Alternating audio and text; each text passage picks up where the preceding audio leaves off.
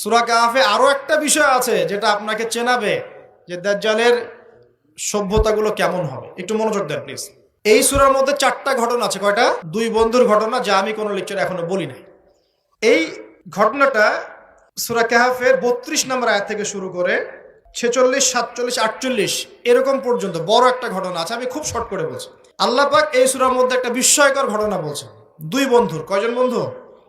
এক বন্ধু প্রচন্ড ধনী, এমন ধনী যে আল্লাহ পাক তাকে বড় বড় বাগান দিয়েছেন, খেজুরের, আঙ্গুরের, হ্যাঁ, বিশাল বিশাল বাগান, এবং তার মধ্য দিয়ে নদী চলছে। নদী, একটা নদী চলে যাচ্ছে ভিতর দিয়ে, 2 পাশে বাগান। তাহলে কত বড় প্রপার্টি চিন্তা করেন, একটু চিন্তা করেন। আমরা তো বিঘা আর এই যে শতকের হিসাব করি না, প্রত্যেক বছর 2 বার করে এই জায়গায় ফসল ফলতো, প্রচুর ফসল হতো। তো এত ধন সম্পদ পাওয়ার পরে এই বন্ধু, মানে এই ব্যক্তি, তার এক গরিব বন্ধুকে নিয়ে এই বাগানে ঢুকেছে। ঢুকে হাঁটাহাঁটি করছে, গল্পগুজব করছে। গল্পগুজব করার এক পর্যায়ে গিয়ে এই ধনী বন্ধু বলে ফেলছে। কি বলছে? সে বলছে যে আনা আকসারু মিনকা মালান ওয়া আ'আসু নাফারা। হে আমার দোস্ত, শোনো, আমি তোমার চাইতে মালে এবং সম্পদে অনেক সেরা। কে বলছে এটা? এই ধনী বন্ধু। আমরা কিন্তু এরকম কথা বলি না? এই ধনী বন্ধু হচ্ছে বস্তুবাদী মানুষ, মানে বাড়ি গাড়ি, টাকা কড়ি, স্ট্যাটাস, এটাই তার কাছে সবকিছু। বুঝতে পারছেন কথা?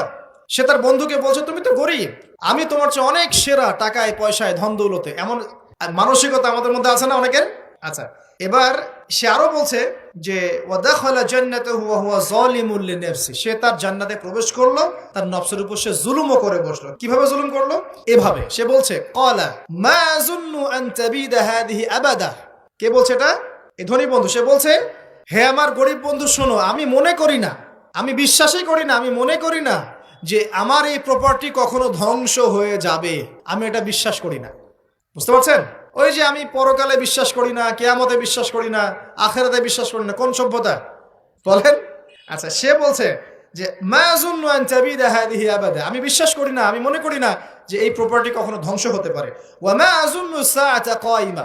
আর আমি এটাও মনে করি না যে কিয়ামত কখনো হবে। বুঝতে পারলেন কথা? আমি এটাও বিশ্বাস করি না যে কিয়ামত কখনো হবে। তার মানে বন্ধুটা বস্তুবাদী না? সে পরকালে বিশ্বাস করে না, কিয়ামতে বিশ্বাস করে না। সে তার ধন সম্পত্তির মোহে এত আসক্ত হয়ে গেছে যে সে মনে করে যে এটা কখনো আমার থেকে যাবে না। এমন চিন্তা আমাদের মধ্যে আছে না? এই চিন্তাটাকে আধুনিক পরিভাষায় বলা হয় মেটেরিয়ালিজম। কি বলা হয়? মানে বস্তুবাদ। মানে কি? বস্তুবাদ মানে ভোগবিলাস, বাড়ি গাড়ি, টাকা পয়সা, মত্ত থাকা, পরকাল বলে কিছু নাই। এই যে মেটেরিয়ালিজম। এখন এই বন্ধুটা বলছে, গরিব বন্ধু, একটু মনোযোগ দেন প্লিজ। এই বন্ধুটা বলছেন, গরিব বন্ধু, যে ক্বালা লাহু সাহিবুহু ওয়া ইউহাওয়ারু। গরিব বন্ধুটা তাকে বলছে আকাফারতা বিল্লাযী খালাকাকা মিন তুরাব। হে আমার ধনী বন্ধু, তুমি কি সেই সত্তার সাথে কুফরি করছো যে তোমাকে মাটি থেকে সৃষ্টি করেছেন? সুম্মা মিন নুতফা। এরপর তোমাকে মায়ের গর্ভে নুতফা আকারে রেখেছিলেন।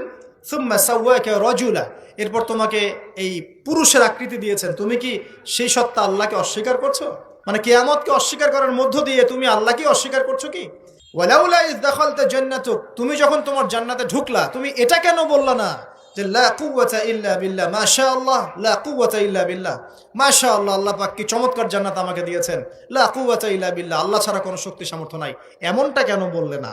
এমনটা না বলে কেন এইটা বললা যে ওয়া মা আযুন্নু সাআতা কায়িমা, আমি বিশ্বাস করি না যে কখনো কিয়ামত হবে, আমি বিশ্বাস করি না যে এইটা কখনো ধ্বংস হবে। এমনটা কেন বললা? তুমি কেন কুফরি করলা? এরপর যেটা হয়েছে, আল্লাহ রাব্বুল আলামিন এই যে বন্ধু, গরিব বন্ধু, তাকে দুনিয়া এবং আখিরাতে বিশাল নিয়ামত দিয়ে দিয়েছেন। আর এই ধনী বন্ধুর জান্নাতটাকে আল্লাহ পাক এক রাতের মধ্যে ধ্বংস করে রেখে দিয়েছে। এক রাতের মধ্যে পুরো জান্নাতকে ধ্বংস। পরের দিন সকালে সে এসে দেখে যে এটা কোন জায়গায় আসলাম, এটা আমার বাগান বাগিচা বলে মনে হচ্ছে না। সে হাত কসলাচ্ছিল এবং বলছিল, কোরআনে ভাই বলছে, হাত কসলাচ্ছিল আর বলছিল যে হায়, আমি যদি আমার রবের সাথে শিরিকটা না করতাম, হায়, আমি যদি আমার রবের সাথে কুফরি না করতাম, তাহলে আজকে আমার এই অবস্থা হয়তো হতো না। এই ঘটনাটা ঠিক পরে আল্লাহ পাক বলছেন ওয়াদরিব লাহুম মাসালুল হায়াতিদ দুনিয়া।